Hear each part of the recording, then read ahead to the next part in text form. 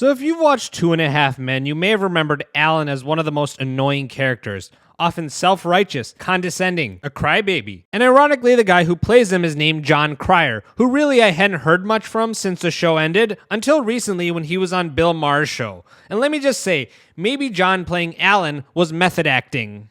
I think the whole country, even unless you're like stupid woke, it is Hollywood. Somewhat stupidly woke. Okay. I think the biggest issue for the election, one of the biggest ones, was Democrats pointlessly, totally just punted on immigration and let anybody who wanted to walk in for 3.5 years did. And, Well, I think they would probably disagree that people walking in probably felt like it was a little harder. No, actually. Okay, let's first pause here because there's just so much wrong with that statement. Siding with those who are entering this country illegally as if the fact that it wasn't convenient enough for them to break into the country. And second, that's just flat out wrong because how else would we have mass influxes of illegal immigrants, some of whom are pretty much untouchable once they were in? Don't even get me started on that. I mean, you don't get 8 million people here by making it difficult. But you see they're walking through and the water guys are just watching them do it. They're just watching them walk past. You never saw that? I did not see that. See, that doesn't get in the liberal media. That's the problem, is the bubbles we live in. Mm-hmm. They also did a great piece some years ago about a woman in London who was in the Muslim neighborhoods and, they're screaming at her because she's wearing a skirt and stuff like that. And, the point of it was, there are places in Western civilizations that are like run not by Western standards. One could argue that that women don't have the freedom to dress where they are in dress how they want to dress. In many places, they used to get catcalled all the time. They used to, Used to. I mean, yes, being catcalled shouldn't be condoned, and we ought to hold men to higher standards of behavior and hold them accountable, but that's comparing apples to oranges. The catcalling culture has unfortunately been a part of our society for years, but I also don't think that it's the norm. But back to the point that seemed to go completely over John's head, living in a place that's run by radical Islamists who will ostracize you for showing any skin should never be the direction that we're moving in as a Western progressive society. Would you really want to have your wife live in Gaza or any place where? No, I mean, before war-torn strip of desert. Again, that's not. I don't live there. It's not my culture. And you won't judge it. I'm not going to judge it. No, but again, this is not crazy woke to me. Okay. That's where it all went off the rails. When we became so tolerant that we tolerate intolerance. Okay, Bill Maher hit it on the head because even with the Israel and Palestine conflict, we've normalized anti-Semitism to a degree. And it's like a different standard because if there's Islamophobia, it's immediately condemned and you look like a bigot. I mean, both are terrible and shouldn't be tolerated, but even here, simply defending Israel's right to exist, or for example, vouching for the Israeli hostages from October 7, 2023 to be brought home, makes you look like a Zionist piece of crap by some standards. I mean, I've had people on here call me a Zionist because when Hamas's leader was killed, I made a video calling out those who considered him a freedom fighter. And also, I've had a Palestinian American guy tell me to my face that number one, Israel brought it on themselves, that Hamas are just a bunch of freedom fighters, and that they are an anti-Semite and have a right to be anti-Semitic. It's like, okay, dude, carry that same energy when people spew anti-Arab rhetoric. Again, this is a long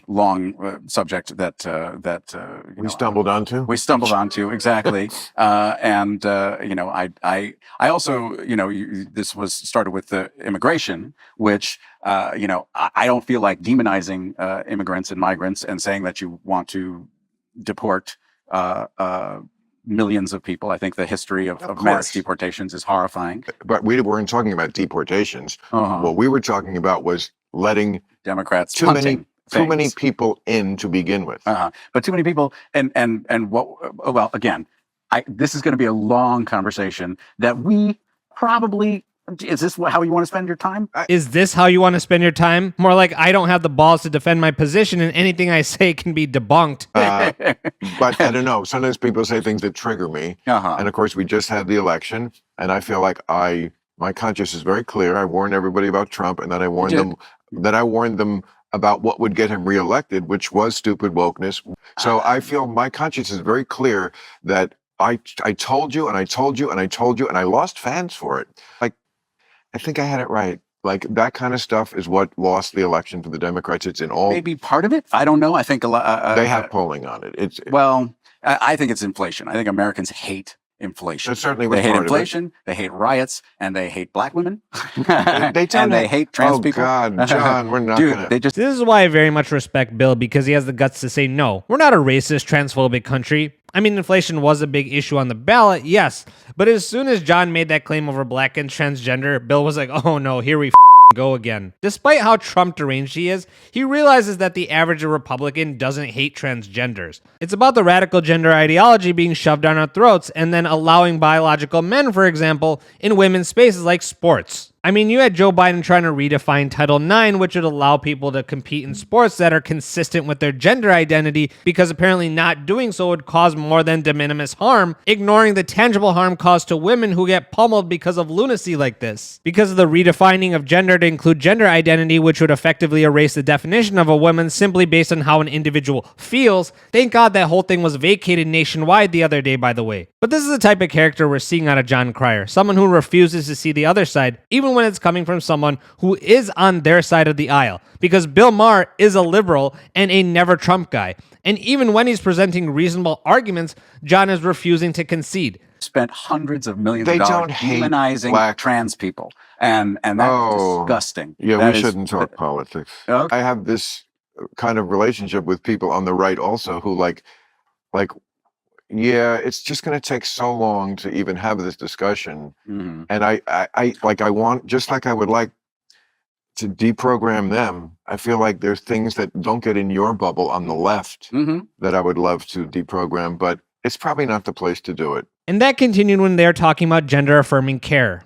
America is the only country that does transgender policy the way we do now. I'm sorry, you got to be more specific. Kids Mhm. can, what Uh-huh. do you call Can you gender affirmation? Have the operation. Okay. Okay, sidebar real quick. It looks like Bill's like trying to skirt around those words because he knows he's going to either trigger John or his audience, or I think that maybe his body is so disgusted by all of this that he can't get himself to talk about it, but for whatever reason, he's struggling to find the right words. Let's just get into the fact. Just start with the fact that America does this in a way nobody else does. That doesn't mean, I'm not saying it's necessarily definitely wrong, although I do think it is. But no other country does self-diagnosis by children, no age limit. That's not what's occurring. I mean, it's absolutely what's occurring. I've read cases in which parents have lost custody of their children for refusing to affirm their gender identity. You must just take them at their word, even though they're a minor who doesn't know crap about the world and may just be going through a phase that they'll grow out of. And if you don't, you're then a bad parent. And for starters, here's some evidence. You had an Indiana couple who lost custody of their child because they believed that their daughter should be raised as a sex that they're born as. And FYI, the court rejected the appeal. So yes, it's happening. Trust me, in this town, everybody, you'll be the big champion. It's just like the people in this town, they just want to be warriors, social justice warriors. So they're just always looking for a cause. And it's so much more often about them than the cause itself. Not that they're not sincere about stuff. Yeah, I do agree that oftentimes people just want to appear woke. It gives them a reason to feel good about themselves. Like, yeah, I did something nice for somebody else. Some people really don't give a damn about the causes they claim to be about. What bugs Dave Chappelle so much about the trans thing, I think it's the fact that they want to make it the social just issue of their generation. And it just doesn't compare. It's important. It's an issue. Mm-hmm. I think it's great. We live in a time when trans people can be, respected and protected. But you're asking too much often to rewrite like the idea that when someone is born, there is a default setting for humans, male and female. Not everyone is. Now, a real conservative would say, no, everyone is. There's a default. There's a default setting, hermaphroditism. but then there's a whole other section, and that's great, and we should protect those people. But don't pretend there isn't also a default setting. No, if it's got a dick, it's probably a boy, and if it's Probably. not, we'll deal with that. We'll deal with that in a compassionate way. Well, why is it like so much more prevalent, like here than Indiana? Well, are they suppressing it there? Maybe a little. There's a societal suppression, but it's like left-handedism. Being left-handed was suppressed for for thousands of years amongst human beings. But once it was apparently in the 30s, scientists basically said there's no left-handedness doesn't actually do anything bad. Right. Left-handedness shot up. That's the closest analog that I can think of it. Okay. That's the closest analog he can think of, because left-handedness and mutilating someone's genitals are totally comparable. Okay, I'm gonna stop forcing anybody to watch this dumpster fire anymore, because Bill Maher wasn't even being hardcore. He wasn't saying, if you're born with a dick, you're a male. If you're born with a vagina, you are a female 100% of the time.